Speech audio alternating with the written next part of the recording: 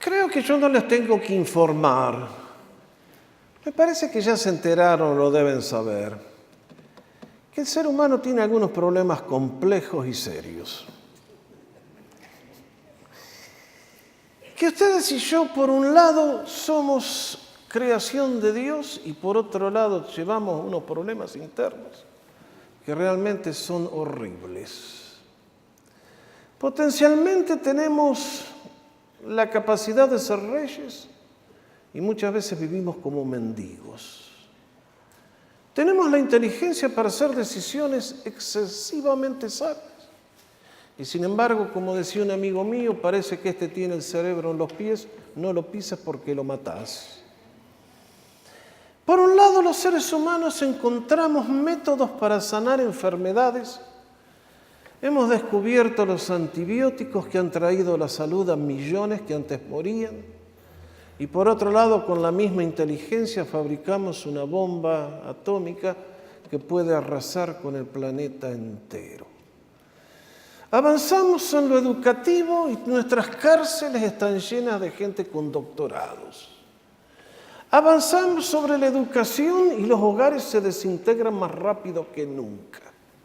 Tenemos consejeros matrimoniales con títulos y más títulos. Y sin embargo, la paz se nos escapa cada vez, se nos hace más lejana. ¿Cuál es el problema de la raza humana? ¿Hay salida? Esa es la pregunta que filósofos han estado haciendo a lo largo de siglos y no se van a poner de acuerdo, que yo sepa, nunca. Ustedes y yo tenemos un grave problema.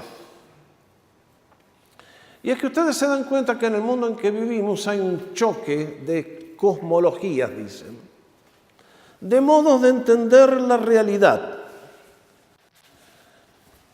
Y este choque es un choque antiquísimo que comenzó, ¿saben cuándo? El día que Dios llamó a Abraham para comenzar la nación hebrea. Ese día Dios eligió a un pueblo al cual se habría de revelar con su gloria. Y se daría a conocer a ellos y le enseñaría sus mandamientos para enseñarle a cómo vivir bien y de manera feliz con propósito. Las otras naciones que no fueron elegidas por Dios quedaron sumidas en la oscuridad y en la ignorancia espiritual. Y es por eso que hasta el día de hoy ese conflicto continúa. Porque si ustedes a un judío le hubieran preguntado cuál es la clave en la vida, les hubieran señalado un evento específico en la historia de la nación. Y señalaban el día cuando la nación llegó al monte de Horeb, saliendo de Egipto, y Dios allí le dio la gloria de su persona, el culto y los 10 mandamientos. Y les dijo, este es el camino por donde ustedes tienen que caminar. Hay un solo Dios, este soy yo, y esto es lo que van a hacer. Las otras naciones, tomen los griegos, los padres de la filosofía, como no tienen conocimiento de Dios, especulan. Y entonces dicen, qué interesante el universo. ¿De dónde habrá salido el universo? Y uno dice, no se sabe. Y otro dice, la materia siempre existió. Y otro dice, y otro dice, y otro dice. Y le pregunta, ¿y el ser humano quién es? ¿Por qué vive? ¿De dónde viene? ¿A dónde va? Y es todo cuestión de especulaciones. La realidad es que, de todas maneras, estamos sometidos a un caos brutal.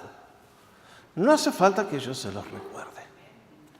Y es solamente cuando ustedes y yo venimos a la revelación de Dios, que dio a su pueblo de la antigüedad y a su nuevo pueblo, que es la iglesia ahora, que somos ustedes y yo, que encontramos la esencia de la vida, la naturaleza de nuestros problemas y las posibilidades de la victoria. Es por eso que San Pablo en esta carta le quiere recordar a aquellos hombres que vinieron del paganismo más craso, que vivían en suelo allí de Turquía actual y habían sido sometidos a la idolatría de todo tipo de especulaciones y supersticiones y ridiculeces y demonios que les dominaban. Y les va a enseñar, no, momento, este es el fundamento de la vida. La vida no es lo que especulamos, es lo que realmente es, porque hay un creador que ha diseñado y ha ordenado y ha dicho, este es el camino. Entonces, les va a llevar a través de este párrafo que venimos analizando desde que comenzamos. Bendito el Dios y Padre, y nos enseña todo lo que Dios está haciendo y va a hacer por cada uno de nosotros. Hoy en este párrafo quiero comenzar llevándolos a que veamos que es uno de esos párrafos en los cuales el apóstol Pablo no escribe, ¿cómo les puedo decir? A ver, si yo me acercara a un pájaro y le dijera, a ver, pajarito, ¿estás cantando de acuerdo a la partitura? El pájaro me miraría y dice, yo nací para cantar, déjeseme de bromar, yo no sé lo que es una partitura. Entonces, eso es San Pablo cuando escribe. No se guía por la forma académica de escribir para demostrar, sino que es un hombre que escribe mientras alaba y estalla. Y entonces encontramos, y en su vida hay un gozo, y es impresionante lo que hace el apóstol Pablo. Ahora, cuando ustedes nos acercamos a este otro párrafo nuevo que tenemos, son 10 versículos. Y el apóstol Pablo otra vez es uno de esos párrafos donde no pone ni punto ni coma, sino que es un conglomerado de verdades tan preciosas que uno dice, Señor, ¿cómo hago para presentarle esto a la iglesia? Porque hay tanta materia aquí que realmente la mente humana, si le presento todo en un sermón, ni tocamos la superficie. Y si me detengo demasiado nos olvidamos de cuál es la idea central. Así que vamos a hacer una cosa. Esta mañana les quiero presentar en qué consiste este párrafo de Efesios capítulo 2, versículos 1 al 10. Lo vamos a volver a leer y le pido que siga el esquema que viene ahora en esta cosa. Porque allí tenemos la síntesis del pasaje. Confío que este pequeño bosquejo le va a ayudar a usted a entenderlo, para que cuando lo lea otra vez se recuerde y le ayude a comprender lo que el apóstol Pablo está diciendo. ¿Qué nos va a enseñar el apóstol Pablo? En los primeros 3 versículos nos va a hablar de nuestra condición natural como hombres y mujeres sin Dios antes de conocer a Cristo y por lo tanto la necesidad que tenemos de una nueva vida en Cristo Jesús. Luego nos va a hablar del don de la nueva vida, que vino a ustedes y a mí como consecuencia de la obra de Cristo. Y es algo que realmente asombra. Y luego nos va a hablar de las bendiciones que trae el paquete.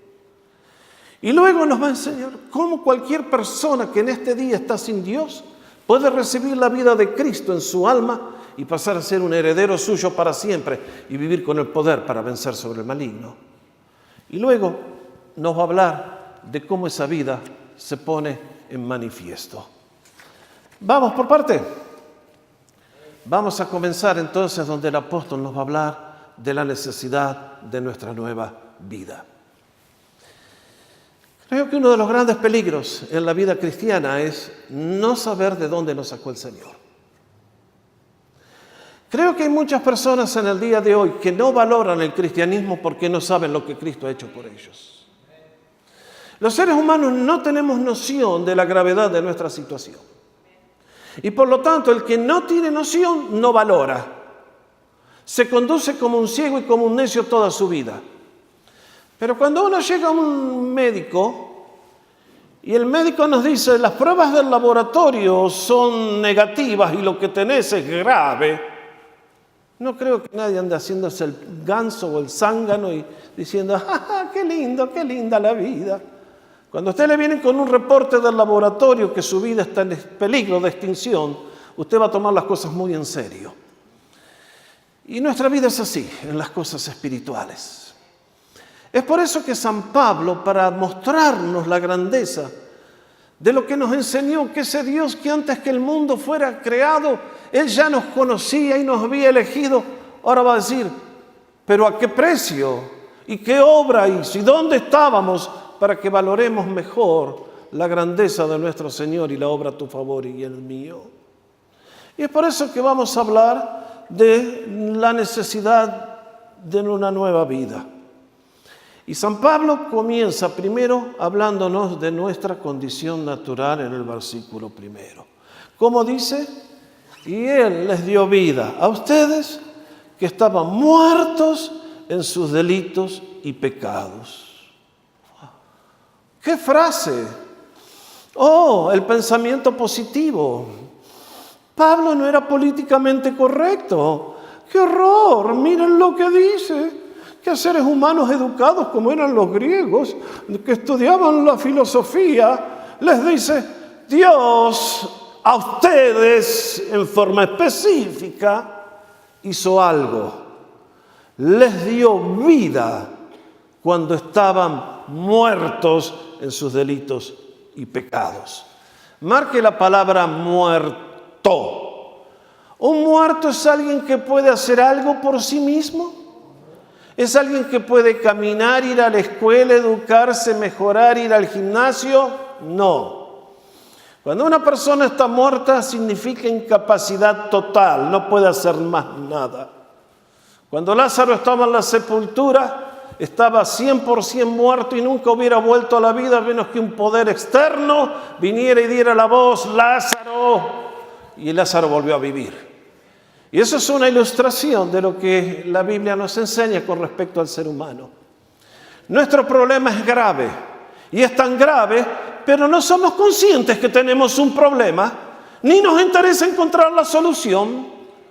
Estamos subidos al Titanic y en la mesa del Titanic hay abundancia de entretenimientos y felices y contentos. ¿Dónde va la barca? Va Bachicha, y ahí vamos contra el témpano de hielo. Y uno dice, tremenda nuestra condición, pero así somos, muertos, sordos, ciegos, impotentes. Ni siquiera queremos ser salvos, ni nos interesa. Estamos tan caídos que al médico que viene con la salvación le decimos, ja, ja, ja, me río de vos. Tremenda nuestra condición.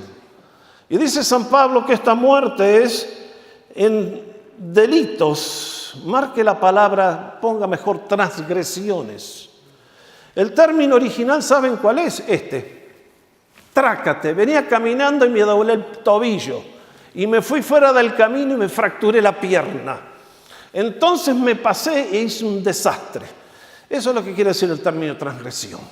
Es la figura de alguien que rompe los límites. Es alguien que quiebra los mandamientos. Es alguien que quiebra las leyes.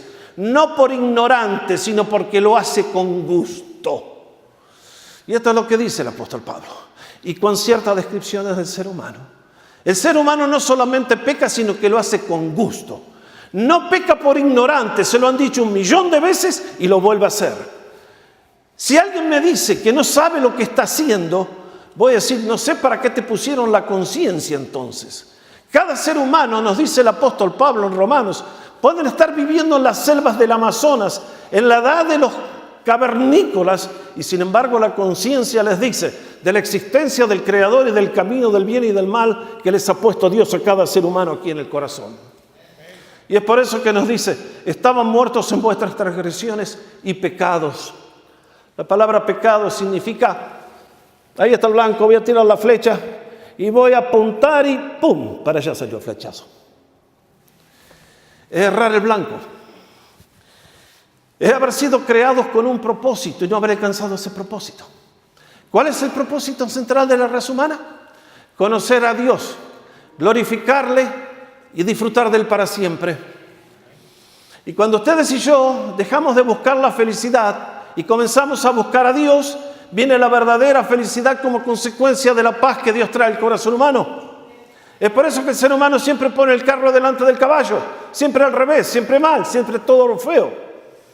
Y Pablo nos sigue diciendo, estaban muertos en vuestros delitos, en vuestras transgresiones, haciendo las cosas que Dios condena. Estábamos completamente arruinados, no cumpliendo el blanco de glorificar a Dios. Y este es el punto que yo siempre les recuerdo a todos los pastores cuando predican. Escúchame, cuando condenes a la gente, no le digas que se van a ir al infierno por tomar una Budweiser. Acabala con eso, muchacho. Que la gente cree que el cristianismo es no vas al cine, no haces esto, no haces esto, no haces esto. Mis hermanos, el infierno va a estar lleno de gente que nunca tomó Budweiser, pero nunca amaron a Dios. Si tú no amas a Dios que te ha dado la vida, has cometido el peor pecado de toda tu existencia. ¿Y cómo lo remedias a eso? Cada día que te ha dado de tu vida es un regalo de su gracia. Y tú, en lugar de tomar y decirle gracias, Señor, has vivido para ti, para ti, para ti, para ti, para mí, para mí, para mí. Y luego decimos, ¿y cuál es el pecado? Mis hermanos, si yo tuviera un hijo que después de darle la vida y hacer todo por él me dice, ¿y vos quién sos? Yo no sé si vos sos mi padre. No sé si vos existís. Horrible. Vea su condición a los ojos de Dios. Realmente increíble. Es por eso que nos dice, y en ese camino ustedes andaban en otro tiempo. Marca el término anduvieron. El término lo va a usar Pablo varias veces en esta carta, es caminar. Pero en este caso es progreso a la inversa. No es que estábamos siendo cada vez más elevados, cada vez más sabios, cada vez más santos. Más bien éramos cada vez más cochinos, más inmundos, más lejos de Dios, más feos, más horribles, haciendo las cosas que destruyen. Tremenda la condición humana. El ser humano dice, yo soy el arquitecto y el ingeniero. Sí, a los ojos humanos. Y tu corazón a los ojos del Dios Santo, ¿cómo está? Eso es lo que nos dice. Que mientras por un lado parece que estamos progresando en las cosas de este mundo, a los ojos de la eternidad y del Dios Santo, cada vez nos alejamos más. Y cuanto más nos alejamos, más duro el regreso a la casa del Padre. Pero luego Pablo nos va a hablar de los tres amos que controlan al ser humano. ¿Por qué estamos muertos en delitos y pecados? ¿Por qué hacemos esas malas acciones que nos destruyen? ¿Por qué si sabemos que nos va a ir mal, las intentamos hacer igual? Y entonces Pablo va a presentar tres amos que controlan a cada ser humano que vive sin Dios. Y entonces nos va a hablar, siguiendo la corriente de este mundo, conforme al príncipe de la potestad del aire. Y entonces va a seguir la descripción. Vamos por parte. El primer tirano que nos presenta el apóstol Pablo es el término la corriente de este mundo. Vean bien. ¿Qué quiere decir el mundo? Ahí les puse una pequeña definición. Es toda esa masa flotante, porque varía de año en año, de cultura en cultura, de siglo en siglo, de pensamientos, opiniones, especulaciones, esperanzas, impulsos, metas, aspiraciones que dominan la sociedad sin Dios y que es imposible medir y definir, pero que constituyen un poder muy real y verdadero. Ahí lo tiene. ¿Qué cosa que nos dice el apóstol Pablo? Estábamos siguiendo la corriente de este mundo. Note bien, no éramos líderes, éramos seguidores. Como les dije hace un rato, donde va la barca, va Bachicha. Lo que hacen los demás, está todo bien. ¿Ustedes se dan cuenta de lo que es el mundo? Para pertenecer al mundo es todo cuestión de in o out. Si querés pertenecer a nosotros, tenés que estar in. Y para poder estar in, tenés que hacer lo que nosotros hacemos. Ustedes, las damas, ¿se acuerdan en la década del 50 qué tenían que hacer las mujeres para demostrar que estaban in? ¿Qué era?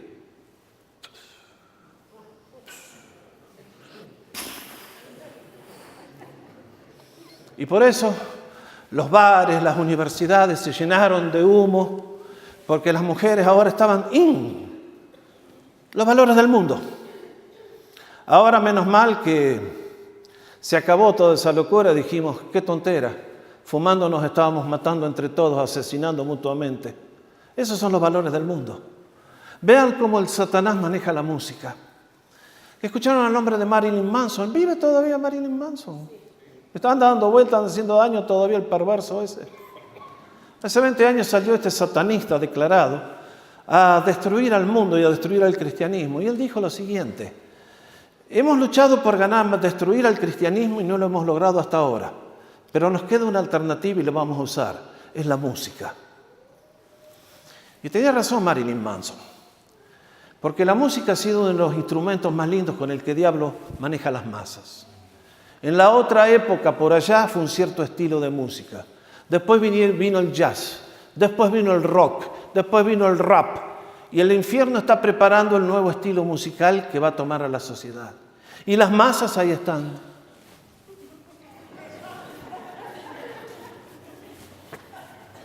Y mientras tanto, la corriente de este mundo te va llevando.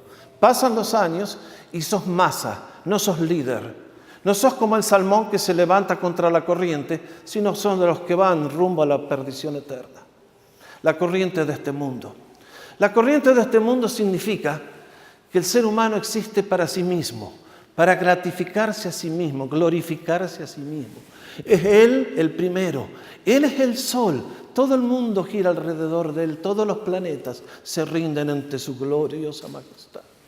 Es su gratificación, su felicidad.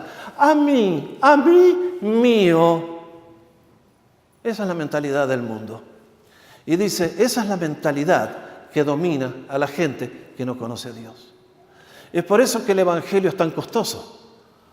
Porque inclusive después que aceptas a Cristo, mi hermanito, tú tienes que decirle no a tus deseos egoístas y pecaminosos para decirle sí a Jesús. Y es una lucha difícil.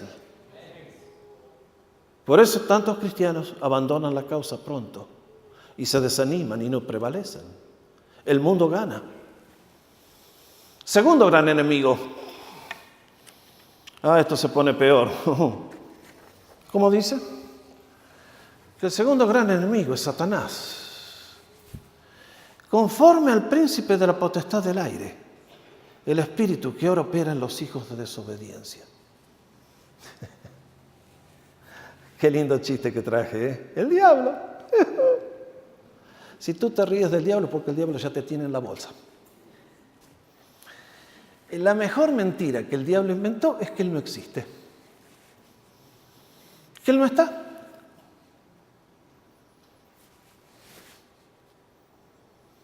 Que tú no tienes un problema con él. Que tú eres más vivo que él y más vivo. Y no nos damos cuenta que él infiltra nuestra vida, nuestro hogar, nuestra iglesia, nuestro trabajo. Él domina todo. Él viene subrepticiamente, siempre viene disfrazado, con las mejores intenciones, con los mejores motivos, siempre buscando nuestra verdadera felicidad suprema. Así que Dios les dijo que no toquen del árbol del... No, gente tan educada como ustedes, ¿cómo van a creer eso? Por favor. No. Y ahí estaba la gran trampa. Y no hemos aprendido nada de esa lección de Génesis escrita miles de años atrás. Pero nos dice acá que es un príncipe. Un príncipe tiene mucho poder. Un príncipe es el heredero del rey. Satanás tiene poder. Mucho poder. Por eso controla la economía del mundo. Por eso controla la filosofía del mundo. Por eso controla los sistemas educativos del mundo. Tiene sus miniones, sus siervos, desparramados en todos los niveles, en todas las actividades. Y de su manera subrepticia él controla y logra obstruir las mentes. Y noten bien que dice que es el espíritu que ahora opera ¿en dónde? En los hijos de desobediencia. Marque la palabra en, porque no quiere decir solamente que es una influencia que anda por ahí como la niebla que nos envuelve. No, es algo bien concreto, específico, que tiene un plan de ataque sobre su vida y sobre la mía. El diablo es el mejor estudiante de quién es usted. Usted tiene asignado un espíritu guía todos los días que saben quién es usted, con quién estuvo anoche, dónde estuvo cenando, con quién estuvo comiendo. Y entonces el día que una persona va a la divina, después viene la divina y dice gurugurum, gurugurum, gurugurum, gurugurum. Y la bolita de cristal, la bolita de cristal. Y el pobre tonto viene y el demonio que controla a la divina le dice: Ahí lo tenés a Josecito González. Y usted es Josecito González. Y el tipo dice, ¿cómo lo supo? Oh, el espíritu guía. Y anoche estuvo en la discoteca. Y estuvo bailando con la fulanita que se llama María Cristina Pérez. Y el tipo dice, ¿cómo supo todo eso? Espíritus, espíritus. ¿Usted cree que la brujería es chiste, no es cierto? Qué lindo chiste el que se comió. La brujería es bien real, queridos. Los demonios son bien reales. Están adentro de tu vida y dentro de tu casa. Y en algunos casos, como acabo de decir, en muchas personas se meten adentro. Por eso usted lee las historias del Nuevo Testamento, como del endemoniado Gadareno, que tenía una legión de demonios adentro. Y usted me va a decir, ¿y cómo funciona eso, pastor? Yo no sé, queridos, pero esos seres espirituales habitan en la mente humana. Por eso a todos los que he ayudado en el largo de los años, me dicen, siento pensamientos que me dicen, matate, asesina a la primer ministra. ¿Conocen esas historias? Están todos los días en los diarios. Todos los días. Porque Satanás, cuando hacemos ciertos pecados, le abrimos la puerta para que él entre. Y desde adentro hace el infierno completo. Es real el diablo. Tercer gran enemigo. Nos dice el apóstol Pablo, la carne. Entre ellos también todos nosotros en otro tiempo vivíamos en las pasiones de nuestra carne, satisfaciendo los deseos de la carne y de la mente. ¿De qué está hablando aquí? ¿De nuestra naturaleza humana? Por supuesto. Pero estoy utilizando un término otra vez técnico para describir esos deseos que han sido puestos por el Creador dentro nuestro y que son buenos deseos, pero que Satanás siempre quiere pervertir. Tú tienes deseos de comer, es un buen deseo. Dios te lo ha puesto para funcionar como ser humano. Pero Satanás quiere que seas un glotón y barrigón que destruyas tu vida con un cuchillo y un tenedor. Tú tienes deseos de amor y sexualidad. Dios los ha puesto. No es resultado de la caída como enseñaba la iglesia popular. Es el deseo del Creador. Y sin embargo, ahí está. Y entonces, y así es todo lo que el ser humano tiene. Tienes deseos de grandeza, de hacer una contribución. Por supuesto, Dios te lo ha puesto en el alma. Pero ¿cuál es la carne? Primero yo, a todos nos miro de arriba. Ahí está la carne. Lo que Dios ha puesto para tu bien, para que seas un instrumento de bendición, el pecado viene y lo toma y te destruye y lo arruina todo. Y uno dice, Señor, hay salida de esto. ¿Cuál es la consecuencia de esto? El apóstol nos dice, las consecuencias de esta condición en el versículo 3, y éramos por naturaleza hijos de ira, lo mismo que los demás. Ay, hermanos, yo no alcanzo a medir la profundidad de esa frase. ¿Pueden ustedes? Ustedes saben lo que es ser hijo de ira. Yo como hijo de un padre soy heredero de cosas ricas, me imagino. Un día que me vaya de este mundo, Christopher va a recibir mis billones y billones. Pero ustedes y yo, si servimos a un buen padre, vamos a recibir cosas buenas. Pero cuando viene la Biblia dice que por culpa de nuestra rebelión y pecado, ustedes y yo somos por naturaleza, como consecuencia lógica, hijos de ira, hijos destinados al castigo, al sufrimiento indecible, a algo que es imposible de medir, algo que humanamente yo no puedo imaginar. Yo pienso que en el más allá y cada vez que pienso en el cielo, lo puedo concebir. Creo que puedo ver un ambiente de luz que resplandece, la gloria de Dios que lo llena. Veo ángeles que alaban, veo hermanos que se han adelantado, que dicen gracias. Veo gente sana, gente alegre. El infierno. Aquellos que caigan bajo la ira de Dios. Aquellos a quienes Dios le dijo, basta, te bajo el pulgar, te vas de este mundo. Agotaste mi paciencia, te saco. No hay más esperanza para ti. Vas a sufrir eternamente la pena de exclusión de mi presencia.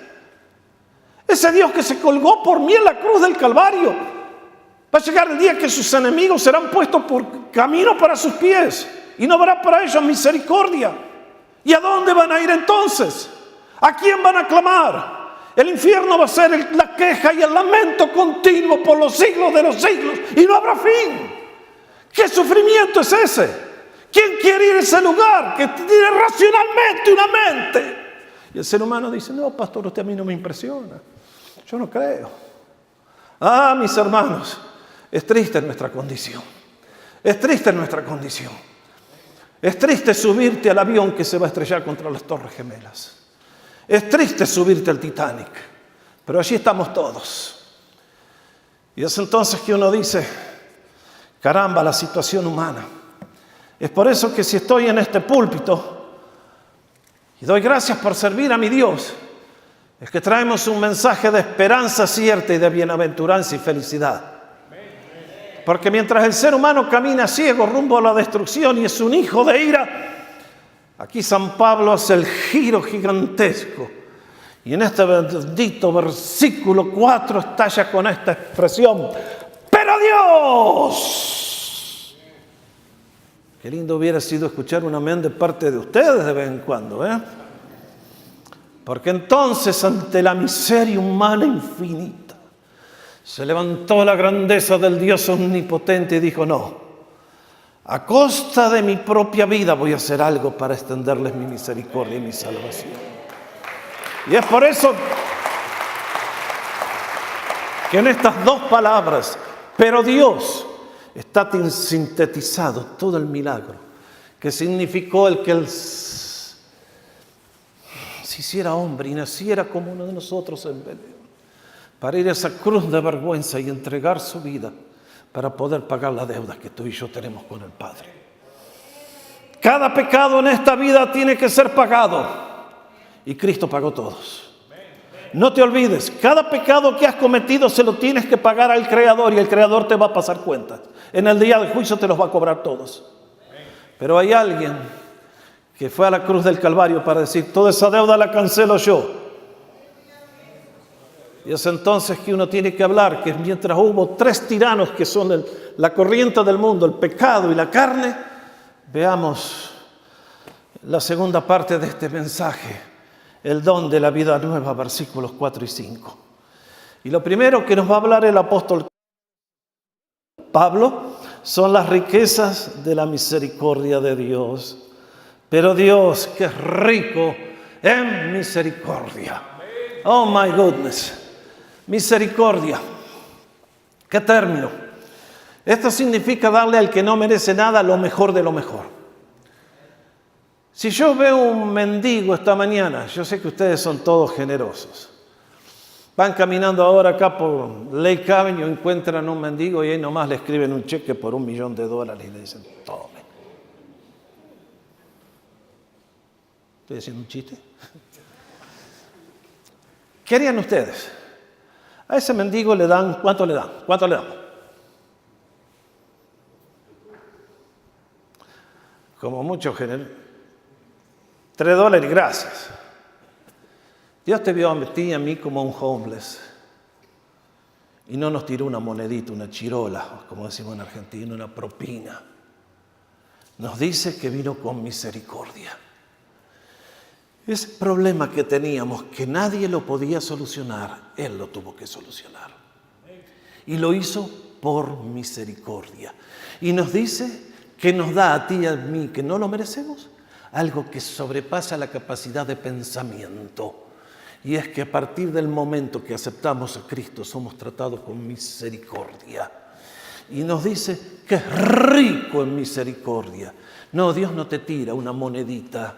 Vino con la gloria del cielo en Jesucristo y dio lo mejor del cielo para salvarte a ti y a mí, para ser nuestro Salvador. Y no es solamente que nos salvó, que nos dio misericordia y en forma rica y abundante el día que le aceptamos. Él ya nos estaba tratando así antes, aun cuando no lo conocíamos. Y ahora que le conocemos, infinitamente más. Y uno dice, Señor, realmente, Qué asombroso que eres tú. Es por eso que nos habla de las riquezas de la misericordia de Dios. Pero nos va a hablar también de la grandeza del amor de Dios. Porque por su gran amor con que nos amó. Otra vez, le quedan los términos cortos al apóstol. Hablar del ágape, que Dios es ágape, que Dios es amor. Es ese amor que el ser humano poco conoce y poco practica. Es el amor de la voluntad, es el amor que dice, voy a darle lo mejor a mi hermano, a mi amigo, a todos. Mucho más. Voy a darle lo mejor de mí a mis enemigos. Eso es amor. Amor es entregarse por el que no lo merecía, por aquel que me clavó los clavos en la mano. Ese es el amor de Cristo. Por eso dice, con su gran amor. No hay términos humanos que lo puedan describir. Es algo que no tiene comprensión humana, no se puede medir, no se puede alcanzar. Solamente podemos entender y decir, de rodillas, Señor, de rodillas. Y luego dice, la maravilla de la gracia de Dios. Porque aun cuando estábamos muertos en nuestras transgresiones, nos dio vida juntamente con Cristo. Por gracia, ustedes han sido salvados. Y mis hermanos, esto yo ya lo he explicado. Creo que no vale la pena volver a enfatizar la grandeza de todos los tratos maravillosos con Dios contigo. Y cuando uno llega a este punto, dice, Señor, esto es algo que cambia la vida. Esto es algo que después que comprendiste quién es Cristo, o eres cristiano, o no sé qué eres. Porque ante tanta grandeza, ¿cómo respondemos?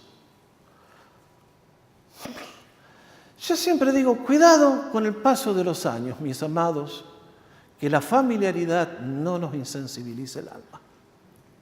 Que de tanto escucharlo ya no nos asombre.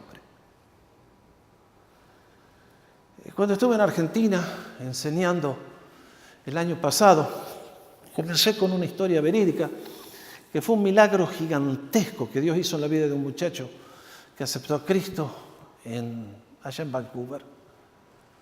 Es una historia que yo cada vez que la cuento a la gente, a muchos les pone la piel de gallina. Algunos me miraban así como diciendo, ¿so what? Porque ya han perdido la sensibilidad. Tanto venir a la iglesia, se familiarizaron, ya estás arrogante como el Lucifer que eras antes. Y ahora eres tan perfecto que hasta te dedicas a juzgar a tus hermanos. So nice. Qué bárbaro, ¿eh? Mis hermanos, yo cuando veo la obra de Cristo, a mí me tira a las rodillas y a pedir más misericordia, más luz, más gracia, más amor. Porque ese mal vive en mí. Es una lucha continua. Y Satanás me anda buscando y me conoce. Y cada 2 por 3 me tira el lazo a ver si me engancha. Y es por eso que yo debo estar cerca de mi Señor y permitir a través de la vida de oración y de la comunión con el Espíritu que el poder de Cristo crezca en mi vida y pueda triunfar. Pero quiero decirles además que si usted está aquí y se está acercando a las cosas de Dios, quiero decirle que Jesucristo y todo esto que estamos hablando no es un cambio de mente, no es un cambio así de razonamiento, no es que antes eras hincha de este equipo y ahora te hiciste hincha del otro. No. Esto tiene que ser un momento crítico en tu vida. Un momento en el cual de golpe el cielo viene sobre tu vida y saca para siempre la tiniebla, la oscuridad, y viene el gozo y la felicidad indecible. El Evangelio no es algo que tú lo puedes manejar. Es Dios que viene a tu vida y te tira de rodillas, clamando por misericordia y dando gracias que hay una salvación tan hermosa. Pongo allí la foto del señor George Beverly Shea. ¿Cuántos lo conocen? Suni es la única convertida siempre que tengo en esta iglesia. Pertenecemos a otra generación, nos criamos y vimos cosas que ustedes no conocieron tal vez. George Beverly Shea murió hace poquitos años, 104 años de edad llegó este hermano. Un cantante extraordinario. Tenía un vozarrón impresionante. Y fue el que acompañaba al doctor Billy Graham por todo el mundo cantando cuando él predicaba. Con su ministerio fue utilizado por Dios de manera muy increíble a través de las canciones que él cantaba. Cuando ustedes y yo cantamos "Cuán grande es Él", ese fue el himno que él popularizó. Lo trajeron de Suecia, donde fue escrito originalmente, y después George Beverly Shea lo corrió por todo el mundo. Y ese himno magnífico ha sido cantado y cantado, y él fue el que lo trajo a la vida. Pero tenía muchos himnos hermosos, que él cantaba con un vozarrón que realmente era impresionante. Y un día lo entrevistaban en televisión y le preguntaron: George, seguro que usted en los años que ha servido al Señor tiene muchas historias hermosas para contar, ¿no es cierto? Por supuesto, por supuesto. Cuéntenos una. Y entonces contó como un día, en una de las campañas, en una de estas ciudades aquí en Estados Unidos, se acercó un hermano a contarle su historia. Cómo Dios había utilizado a George Beverly Shea para que sea el momento justo para su salvación. La historia era que este hombre, ahora de unos 40 y pico de años, había sido criado en un sano hogar cristiano, de padres piadosos que lo llevaron a la escuela dominical. Pero quiso gustar el pecado, quiso gustar el mundo, y allá se fue a probar lo que los cerdos te tiran. Y le fue mal, y le fue mal. Y cada vez iba peor. Y Satanás le encanta destruir a la gente, porque una vez que te engaña, después te lleva con él. Te destruye primero acá y después te destruye eternamente en el infierno. Y este hombre llegó el día que dijo: no va más, me suicido. Estaba solo en su casa y decidió que era el momento de suicidarse. Abrió el gas y dejó que empiece a correr y dijo: para que nadie se dé cuenta de lo que está pasando, voy a prender la radio. Así cuando los vecinos vean que no hay movimiento, van a escuchar la radio y no se van a dar cuenta de lo que pasó. Y abrió el gas, prendió la radio, y misericordia de la gracia del Señor. En ese momento salió el vozarrón de George Beverly Shea. De mi tristeza y esclavitud, vengo Jesús, a tu alegría y a tu virtud. Vengo Jesús a ti. Del sufrimiento que es terrenal, a ti mi médico celestial, para gozar por la eternidad. Vengo Jesús a ti. Y el Espíritu Santo cayó sobre él. Cerró el gas, se echó de rodillas en la presencia de Dios, y el crucificado había vuelto a ganar una victoria maravillosa. Yo no sé a quién les estoy hablando en esta mañana, pero sea que estén aquí en la casa de Dios o que me estén siguiendo por las cámaras, quiero decirte que si estás cansado de fracasar y Satanás te dice no hay más salida, hay un Dios que tiene poder infinito, su nombre es Jesús, y te ofrece salvación en este mismo momento. Es por eso que pues, si tú y yo conocemos a Jesús, nuestra vida es una de alabanza permanente, creciente y sobreabundante, porque el que ha encontrado a Jesús, ¿qué es lo que no ha encontrado con Él? Por eso decimos, pero Dios, que es rico en misericordia, por su gran amor con que nos amó, estando muertos en nuestros delitos y pecados, nos dio vida juntamente con Cristo. Y luego el domingo que viene continuamos viendo la maravilla de todas las cosas que Dios ha hecho. Nos ponemos de pie para adorar.